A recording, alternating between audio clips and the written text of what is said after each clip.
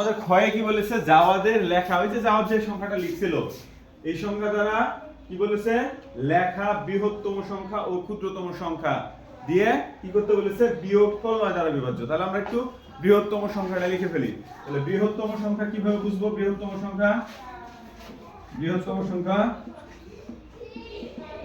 বলো, বৃহত্তম সংখ্যা কি কি পাবো? এই যে জাওয়াদ লিখছে এখান থেকে বৃহত্তম সংখ্যা সবচেয়ে বড় সংখ্যা কোনটা বলতো? বৃহত্তম সংখ্যা 8, তারপরে 7, তারপরে 2, একটু খেয়াল করে দেখো, আমরা জানি বড় কোন দিকে যায়, এর থেকে বড়, হায়ের দিকে বড়, আর ছোটের দিকে কি হয়? ছোটের দিকে ছোট, আর পাখি যখন হা করে হায়ের দিকে কি হয়? বড়। তার মানে 0 থেকে বড় 2, 2 এর থেকে বড় 3, 3 এর থেকে বড় 4, 4 এর থেকে বড় 7, 7 এর থেকে বড় 8। তাহলে আমরা বুঝতে পারি এখানে বৃহত্তম সংখ্যাটা কত হবে? বৃহত্তম সংখ্যাটা কত হবে? 8, 7, 4, 3, 2, 0। আর ক্ষুদ্রতম সংখ্যা? ক্ষুদ্রতম সংখ্যা আগে কি শূন্য হয়? কোন সংখ্যার সামনে কি শূন্য দিতে পারবো? পারবো না। তাহলে কি দিব? প্রথমে 2, তারপরে 0, তারপরে ইমিডিয়েট বড়টা 3, তার ইমিডিয়েট বড়টা 4, তার বড়টা 8। তার মানে দেখো বড় সংখ্যা যখন লিখছিলাম তখন বড় থেকে ছোট দিকে গেছি, আর ক্ষুদ্রতম যখন লিখছিলাম ছোট থেকে বড় দিকে গেছি। তাদের কি বলেছে? তাদের কি করতে বলেছে? বিয়োগ করতে বলেছে, বিয়োগফল। তাহলে বিয়োগ করে ফেলি।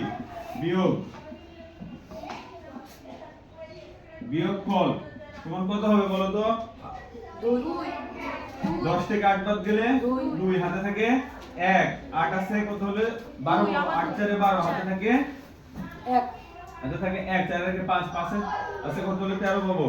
6 7 8 9 10 11 12 13, 8 হাতে থাকে 1, 3 থেকে 4, 4 4 মিলে গেল 0, এবং 7 চলে আসলো, 0 থেকে 7 থেকে 0 বাদ দিলে 7ই হয়, আর 8 থেকে 2 বাদ দিলে 6। গুড।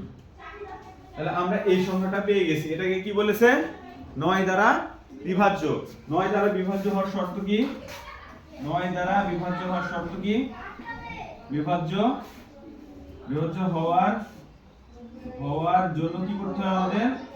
হওয়ার জন্য আমাদের কি করতে হয়?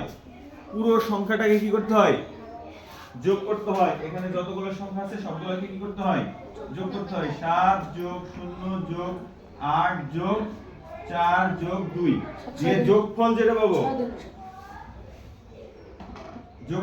যোগফল যেটা পাবো সেটাকে যদি 9 দ্বারা ভাগ যায় তাহলে জানবো এই সংখ্যাটা 9 দ্বারা বিভাজ্য।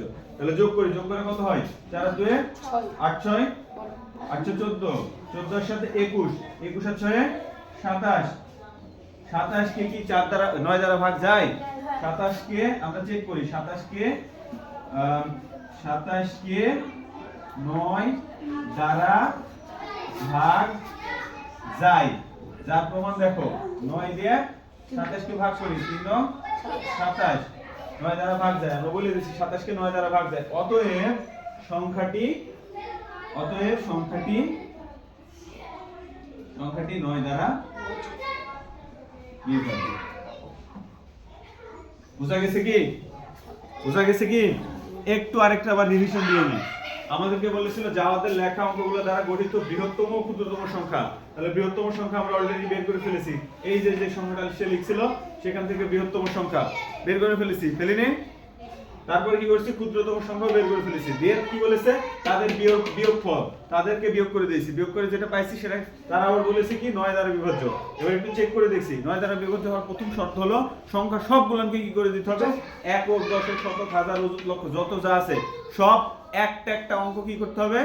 যোগ করতে হবে। যোগ করছি আমরা। যোগ করার পরে যদি সংখ্যাটা 9 দ্বারা ভাগ যায়,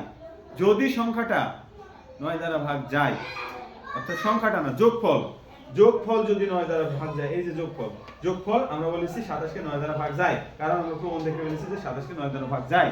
সুতরাং আমরা বলতে পারি এই যে বিয়োগফল বের হলো এই সংখ্যাটা 9 দ্বারা বিভাজ্য। ক্লিয়ার? বুঝা গেছে? বুঝতে পারিনি এমন কেউ আছে?